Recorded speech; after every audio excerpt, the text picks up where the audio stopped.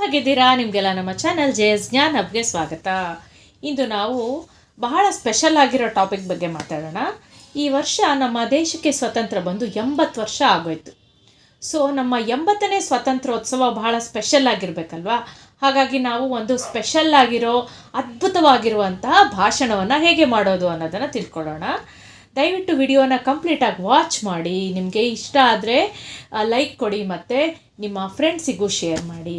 ಹಾಗಾದರೆ ನಮ್ಮ ಸ್ವಾತಂತ್ರ್ಯೋತ್ಸವ 80ನೇ ವಿಜೃಂಭಣೆಯ ಸ್ವಾತಂತ್ರ್ಯೋತ್ಸವದ ಅದ್ಭುತ ಭಾಷಣವನ್ನು ಹೇಗೆ ಮಾಡೋದು ಅನ್ನೋದನ್ನು ತಿಳ್ಕೊಳ್ಳೋಣ ಬನ್ನಿ. 80ನೇ ಸ್ವಾತಂತ್ರ್ಯೋತ್ಸವದ ಅತ್ಯದ್ಭುತವಾದ ಭಾಷಣ. ನನ್ನ ಸಹಪಾಠಿಗಳೇ, ಇಲ್ಲಿ ನೆರೆದಿರುವ ಗುರು ಹಿರಿಯರೇ, ನಿಮಗೆಲ್ಲರಿಗೂ 80ನೇ ಸ್ವಾತಂತ್ರ್ಯೋತ್ಸವದ ಶುಭಾಶಯಗಳನ್ನು ತಿಳಿಸುತ್ತಾ ಈ ಸ್ವಾತಂತ್ರ್ಯೋತ್ಸವದ ಅಮೃತ ಮಹೋತ್ಸವದಲ್ಲಿ ಒಂದೆರಡು ಮಾತುಗಳನ್ನಾಡಲು ಬಯಸುತ್ತೇನೆ. ಆಗಸ್ಟ್ 15, 1947ರಂದು ಬ್ರಿಟಿಷರ ಕಪಿಮುಷ್ಟಿಯಿಂದ ಸ್ವತಂತ್ರವಾದ ದಿನ. ಅವರ ದಾಸದಿಂದ ಬಿಡುಗಡೆಯಾದ ಒಂದು ಸುದಿನ. ಈ ಒಂದು ಸಂಭ್ರಮದ ದಿನವನ್ನು ಸ್ವತಂತ್ರಗೊಂಡ ಸವಿ ನೆನಪಿಗಾಗಿ ನಾವು ನೀವೆಲ್ಲರೂ ಆಚರಿಸುತ್ತಾ ಬಂದಿದ್ದೇವೆ.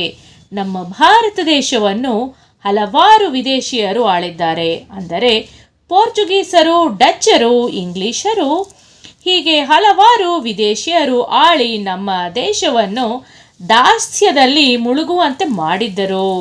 ನಮ್ಮ ದೇಶಕ್ಕೆ ವ್ಯಾಪಾರಕ್ಕೆಂದು ಬಂದು ಇಲ್ಲಿಯೇ ನೆಲೆಯೂರಿ ನಮ್ಮಲ್ಲಿಯೇ ಒಡಕನ್ನುಂಟು ಮಾಡಿ ತಮ್ಮ ಸಾಮ್ರಾಜ್ಯವನ್ನು ಗಟ್ಟಿಯಾಗಿ ನಿರ್ಮಾಣ ಮಾಡಿದ್ದರು.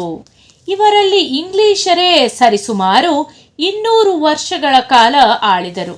ಈ ದೇಶ ನಮ್ಮದು, ಈ ಭೂಮಿ ನಮ್ಮದು, ಈ ಗಾಳಿ ನಮ್ಮದು, ನಾವು ಸೇವಿಸುವ ಆಹಾರ ಕೂಡ ನಮ್ಮದು.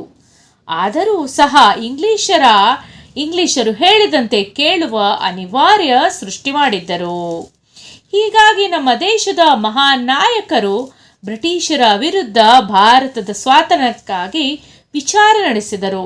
ಹಾಗೆ ಸ್ವತಂತ್ರ ಚಳವಳಿಗೆ ಧುಮುಕಿದರು.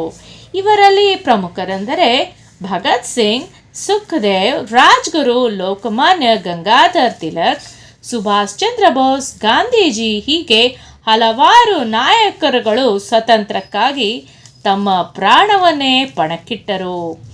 ಬಾಲಗಂಗಾಧರ್ ತಿಲಕರು, ಸ್ವತಂತ್ರ ನನ್ನ ಜನ್ಮಸಿದ್ಧ ಹಕ್ಕು, ನಾನು ಅದನ್ನು ಪಡೆದೇ ತೀರುತ್ತೇನೆ ಎಂದು ಹೇಳಿದರು. ಗಾಂಧೀಜಿಯವರು ಮಾಡು ಇಲ್ಲವೇ ಮಡಿ ಎಂದರು. ಸುಭಾಷ್ ಚಂದ್ರ ಬೋಸರು, ನನಗೆ ನಿಮ್ಮ ರಕ್ತ ಕೊಡಿ, ನಾನು ನಿಮಗೆ ಸ್ವಾತಂತ್ರ್ಯ ಕೊಡುತ್ತೇನೆ ಎಂದು ಗುಡುಗಿದರು. ಹೀಗೆ ಹಲವಾರು ದೇಶಭಕ್ತರು ನಮ್ಮ ದೇಶದ ಸ್ವಾತಂತ್ರ್ಯ ಪಡೆದಿದ್ದಾರೆ, ಶ್ರಮಿಸಿದ್ದಾರೆ ಮತ್ತು ತಮ್ಮ ಯೌವನವನ್ನು ಮತ್ತು ಜೀವನವನ್ನು ಪಣಕ್ಕಿಟ್ಟಿದ್ದಾರೆ. ಹಾಗಾಗಿಯೇ ನಾವು ನೀವೆಲ್ಲರೂ ಇಂದು ಈ ಭಾರತ ದೇಶದಲ್ಲಿ ಶಾಂತಿಯುತವಾಗಿ, ನಿರ್ಮಲವಾಗಿ, ಸ್ವಚ್ಛಂದವಾಗಿ ಬದುಕುತ್ತಾ ಇದ್ದೇವೆ. ನಮ್ಮ ದೇಶ ಸುಮ್ಮನೆ ಸ್ವಾತಂತ್ರ್ಯಗೊಂಡ ದೇಶ ಅಲ್ಲವೇ ಅಲ್ಲ. 6.5 ಲಕ್ಷಕ್ಕಿಂತ ಹೆಚ್ಚು ಜನ ಹೋರಾಟಗಾರರು ತಮ್ಮ ಜೀವನವನ್ನು ಮುಡಿಪಾಗಿಟ್ಟ ಮೇಲೆಯೇ ನಮಗೆ ಸ್ವಾತಂತ್ರ್ಯ ಸಿಕ್ಕಿದ್ದು. ಇವರಲ್ಲಿ ನಮ್ಮ ಕಿತ್ತೂರು ರಾಣಿ ಚೆನ್ನಮ್ಮ, ವನಕೆ ಓಬವ್ವ, ಸಂಗೊಳ್ಳಿ ರಾಯಣ್ಣ, ಝಾನ್ಸಿ ರಾಣಿ ಲಕ್ಷ್ಮೀಬಾಯಿ, ಇನ್ನು ಹಲವಾರು ಮಹನೀಯರನ್ನು ನಾವು ಮರೆಯುವಂತಿಲ್ಲ. ನಮ್ಮ ತ್ರಿವರ್ಣ ಧ್ವಜವು ಕೇವಲ ಒಂದು ಬಟ್ಟೆಯಲ್ಲ, ಅದು ಭಾರತೀಯರ ಆತ್ಮವಾಗಿದೆ.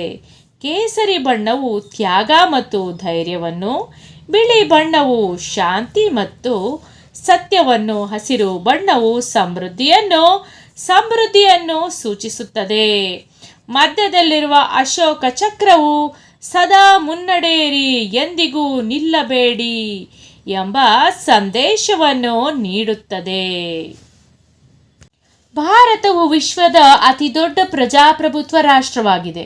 ಇಲ್ಲಿ 100 ಭಾಷೆಗಳು, ಹಲವು ಧರ್ಮಗಳು, ವಿಭಿನ್ನ ಸಂಸ್ಕೃತಿಗಳು ಇದ್ದರೂ ನಾವು ಭಾರತೀಯರು ಎಂದು ಹೆಮ್ಮೆಯಿಂದ ಒಂದಾಗಿದ್ದೇವೆ. ವೈವಿಧ್ಯತೆಯಲ್ಲಿ ಏಕತೆ ಎಂಬುದು ನಮ್ಮ ದೇಶದ ಅತ್ಯಂತ ದೊಡ್ಡ ಶಕ್ತಿ. ಇಂದಿನ ಭಾರತ ವಿಜ್ಞಾನ, ತಂತ್ರಜ್ಞಾನ, ಶಿಕ್ಷಣ, ವೈದ್ಯಕೀಯ, ಕ್ರೀಡೆ ಮತ್ತು ಬಾಹ್ಯಾಕಾಶ ಕ್ಷೇತ್ರಗಳಲ್ಲಿ ಜಗತ್ತಿನ ಗಮನ ಸೆಳೆದಿದೆ. ನಮ್ಮ ವಿಜ್ಞಾನಿಗಳು ಹೊಸ ಸಾಧನೆಗಳನ್ನು ಮಾಡುತ್ತಿದ್ದಾರೆ. ನಮ್ಮ ಕ್ರೀಡಾಪಟುಗಳು ಅಂತಾರಾಷ್ಟ್ರೀಯ ಮಟ್ಟದಲ್ಲಿ ಭಾರತದ ಧ್ವಜ ಹಾರಿಸುತ್ತಿದ್ದಾರೆ. ನಮ್ಮ ಯುವಕರು ಅವರ ಪ್ರತಿಭೆಯಿಂದ ವಿಶ್ವದಾದ್ಯಂತ ಭಾರತಕ್ಕೆ ಕೀರ್ತಿ ತರುತ್ತಿದ್ದಾರೆ. ನಮ್ಮ ದೇಶದ ಗಡಿಯಲ್ಲಿ ಹಗಲಿರುಳು ಶ್ರಮಿಸುತ್ತಿರುವ ಯೋಧರು, ಅವರ ತ್ಯಾಗ ಮತ್ತು ಅವರ ದೇಶ ಪ್ರೇಮಕ್ಕೆ ನಾವು ಸದಾ ಚಿರಋಣಿಗಳು. ಇಂದಿನ ಮಕ್ಕಳು ಮುಂದಿನ ಪ್ರಜೆಗಳು. ನಮ್ಮ ದೇಶದ ಭವಿಷ್ಯ ನಮ್ಮ ಕೈಯಲ್ಲಿದೆ. ನಾವೆಲ್ಲ ಸಮಯದ ಮೌಲ್ಯವನ್ನು ಅರಿತು ಶಿಸ್ತು, ಪ್ರಾಮಾಣಿಕತೆಯಿಂದ ನಮ್ಮ ದೇಶದ ಅಭಿವೃದ್ಧಿಗಾಗಿ ಶ್ರಮಿಸೋಣ. ದೇಶ ಪ್ರೇಮ ಎಂದರೆ ಕೇವಲ ರಾಷ್ಟ್ರೀಯ ಹಬ್ಬಗಳಲ್ಲಿ ಧ್ವಜಾರೋಹಣ ಮಾಡುವುದಲ್ಲ. ಪ್ರತಿದಿನ ನಮ್ಮ ಕರ್ತವ್ಯಗಳನ್ನು ಪ್ರಾಮಾಣಿಕತೆಯಿಂದ ನಿರ್ವಹಿಸುವುದಾಗಿದೆ. ವಿಶ್ವದ ಅತ್ಯುತ್ತಮ ರಾಷ್ಟ್ರವನ್ನಾಗಿ ನಮ್ಮ ಭಾರತವನ್ನು ನಿರ್ಮಿಸಲು ಪ್ರತಿಯೊಬ್ಬರೂ ತಮ್ಮದೇ ಆದ ಕೊಡುಗೆ ನೀಡೋಣ. ಕೊನೆಯದಾಗಿ, ಸ್ವತಂತ್ರಕ್ಕಾಗಿ ತಮ್ಮ ಪ್ರಾಣವನ್ನೇ ಸಮರ್ಪಿಸಿದ ಎಲ್ಲ ವೀರ ಯೋಧರಿಗೆ ಮತ್ತು ಇಂದು ದೇಶದ ರಕ್ಷಣೆಗಾಗಿ ತೊಡಗಿರುವ ನಮ್ಮ ಸೈನಿಕರಿಗೆ ಹೃತ್ಪೂರ್ವಕ ನಮನ ಸಲ್ಲಿಸುತ್ತೇನೆ. ಶಾಂತಿಯುತ, ಸಮೃದ್ಧ, ಸ್ವಚ್ಛ, ಶಕ್ತಿಶಾಲಿ ಮತ್ತು ಅಭಿವೃದ್ಧಿ ಹೊಂದಿದ ಭಾರತ ನಮ್ಮ ನಿಮ್ಮೆಲ್ಲರ ಕನಸಾಗಲಿ. ಜೈ ಹಿಂದ್, ವಂದೇ ಮಾತರಂ, ಭಾರತ್ ಮಾತಾ ಕಿ ಜೈ.